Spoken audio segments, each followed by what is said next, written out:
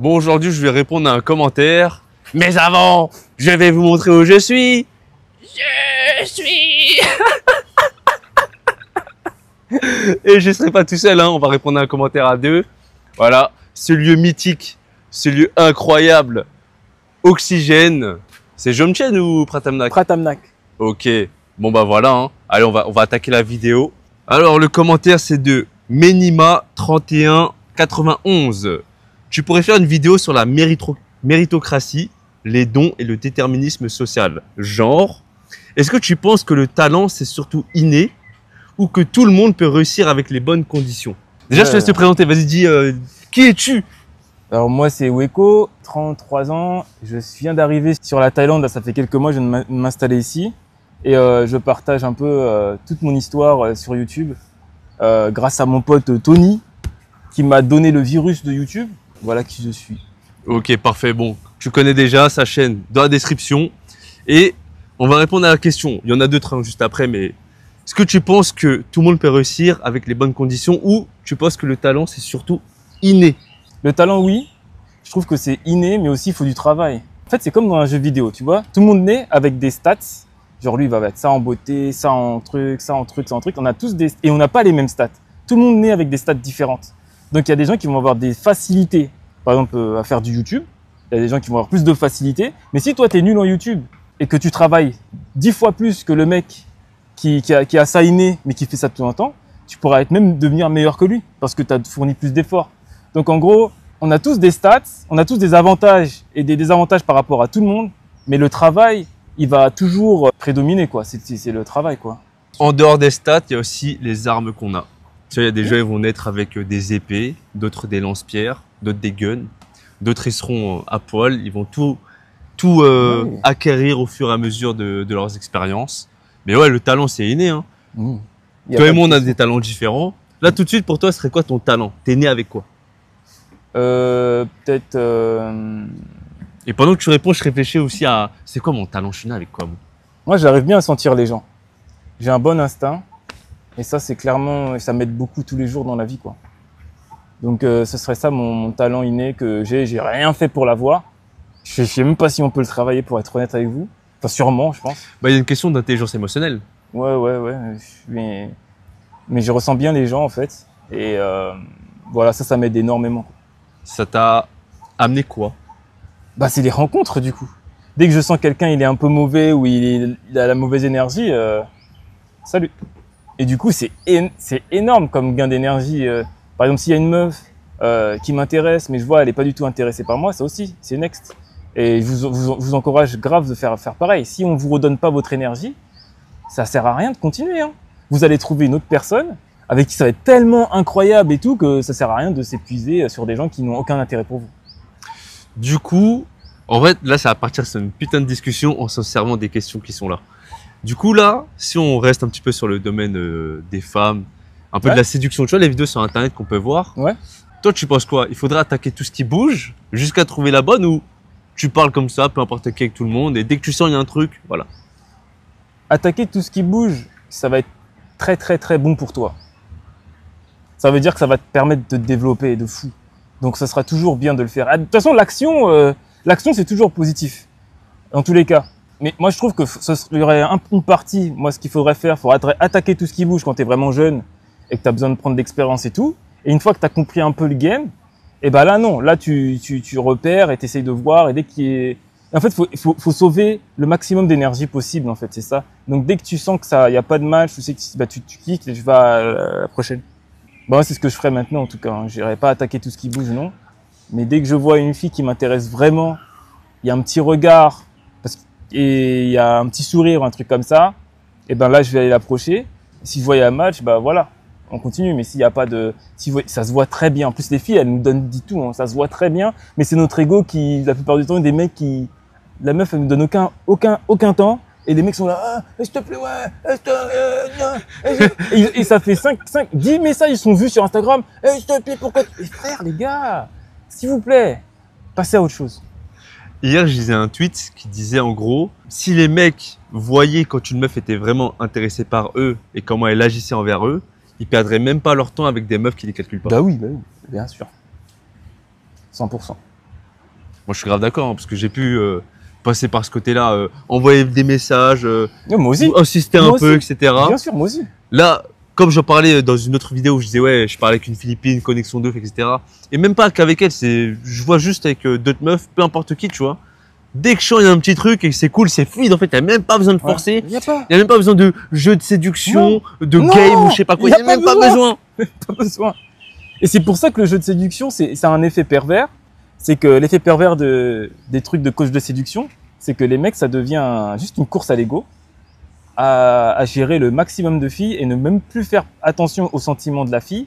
C'est juste ton but, c'est de satisfaire ton ego. Faut que je la chope, faut que je la chope, faut que je la chope. Et une fois que je la chope, super, je passe à autre chose. C'est pas ça la vie, les gars. Ça sert à rien de faire ça. Ou au pire, moi, je vous dirais de faire ça au début pour vous former, et après, revenez sur vos bases et ne pas le faire trop non plus. Hein. Voilà. Ouais, parce qu'en vrai, l'échec, ça permet aussi d'apprendre. Hein. Exactement. Donc le fait de se casser la gueule plusieurs fois, oui. plusieurs fois, bah voilà. Bref, pour répondre à la question, moi, mon talent, il y a un truc qui m'est venu en tête pendant que tu parlais, que je réfléchissais. Moi, je sais qu'il y a un truc depuis tout petit, on va dire depuis collège, parce que j'ai des souvenirs de cette époque-là un peu par rapport à ça, je sais que j'ai toujours eu beaucoup de recul sur moi-même. Une sorte d'intelligence, de ce que j'ai vu sur Internet, une intelligence interpersonnelle. Le fait de me remettre en question, le fait de me visualiser comment je pense par rapport aux autres. Parce que je sais que depuis le collège, j'ai toujours été un peu plus mature que les gens de mon âge, tu vois.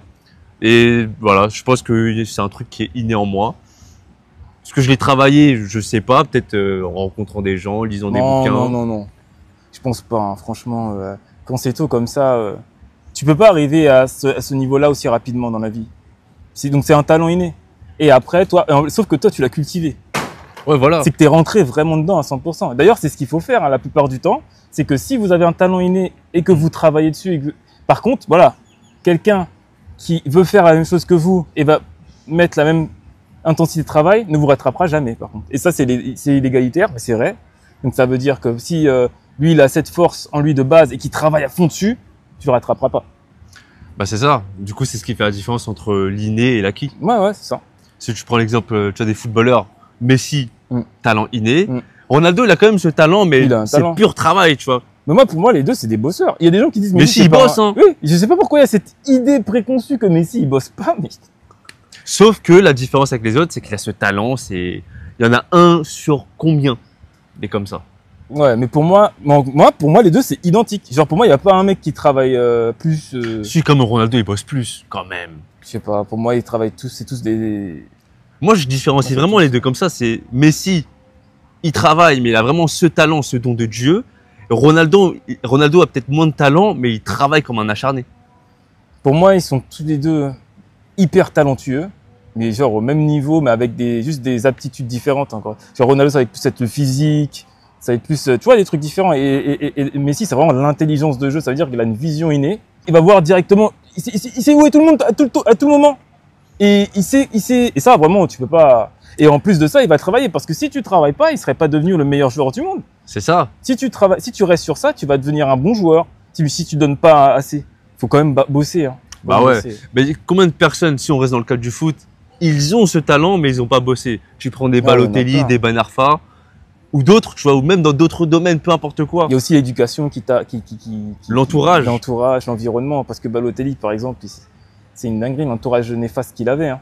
Je sais pas si les gens ils savent, mais il a été adopté par des parents blancs. Et si les gens ils savent comment les Italiens ils sont racistes. Mais il aime grave sa mère. Hein. Sa mère non, mais je dis pas que ceux qui sont adoptés, qui sont racistes, je parle ses camarades. Il s'est pris des. Bah ouais. Il s'est pris des les trucs de sang, c'était normal pour lui. Du coup, là, on va dériver sur une autre question. C'est la dernière de ce commentaire. Est-ce qu'on mérite vraiment ce qu'on a? Bien sûr, bien sûr. Bien sûr. Il y a oui et non, on va dire. Parce qu'il y a... J'espère qu'on nous entend, parce que là... Moi, je sais qu'avec mon DJ, on entendrait. Hein. Vas-y, tranquille, moi aussi, je pense qu'on nous entend. Ouais. En fait, c'est pourquoi? C'est parce que on a deux chances, tu vois. Mais vas-y.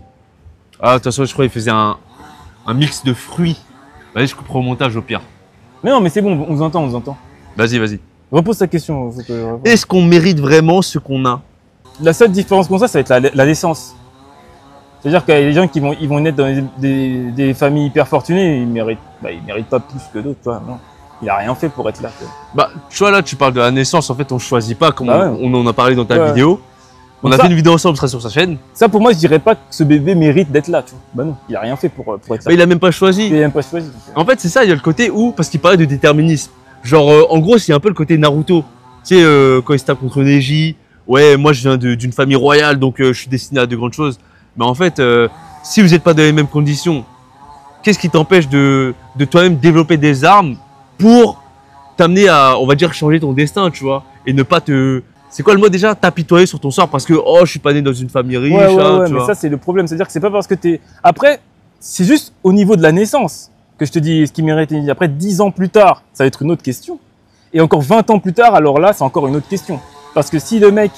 Il y a des mecs qui sont nés dans des familles riches, mais ils deviennent addicts à la drogue, enfin, ils abusent des bonnes choses et tout. Et des mecs, ça devient des misères humaines, quoi. C'est des gens. Et il y a pareil, il y a des gens qui sont bien nés et qui deviennent des gens super incroyables.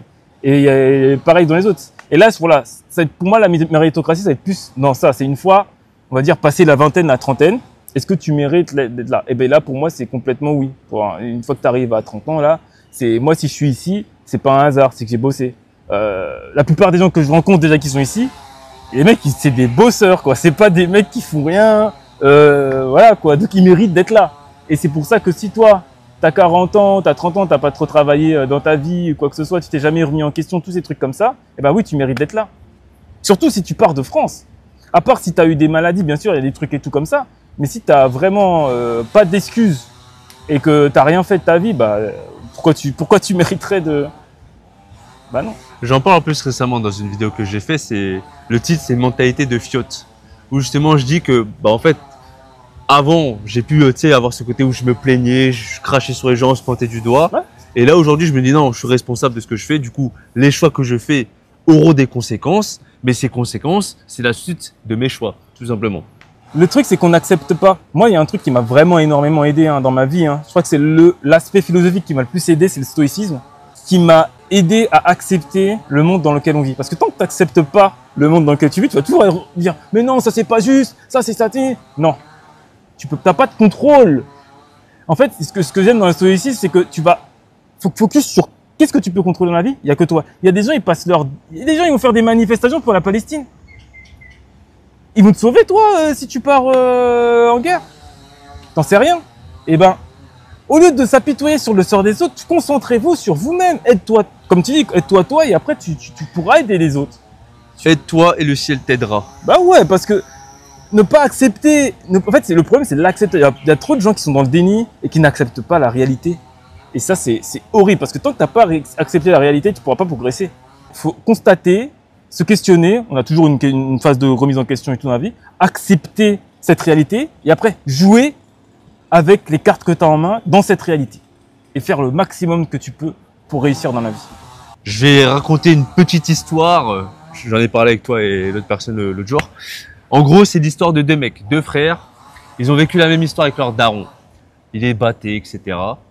En grandissant, il y en a un qui est parti en couille, il a raté sa vie, entre guillemets. Et il y en a un autre qui a réussi sa vie. Tu fais bouger c'est pas grave? C'est pas grave, on s'en bat les couilles déjà avec le son là, voilà quoi. Bref, ils ont vécu la même histoire, ils se sont fait battre, ils se sont fait gifler, le daron alcoolo, etc.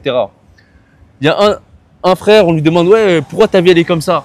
Lui il dit, c'est à cause de mon histoire. L'autre frère, on lui demande, ouais, comment ça se fait que t'es comme ça? Lui il dit, c'est grâce à mon histoire. Et du coup, bah là, c'est une question de perception. Ils ont vécu la même expérience. Est-ce qu'ils ont mérité ce qu'ils ont vécu par rapport à leur enfant, etc. On dira non. Bon, après là, ça se discute, le karma, peu importe quoi. Mais en grandissant, comme tu as dit, 25-30 ans, bah là, est-ce qu'ils ont mérité leur vie? Deux trajectoires différentes alors qu'ils partaient de la même place? Bah voilà, là, c'est différent. Pour moi, c'est à partir de 30 ans. Et là, tu peux te remettre en question pour dire est-ce que je mérite d'être ici? Et ben là...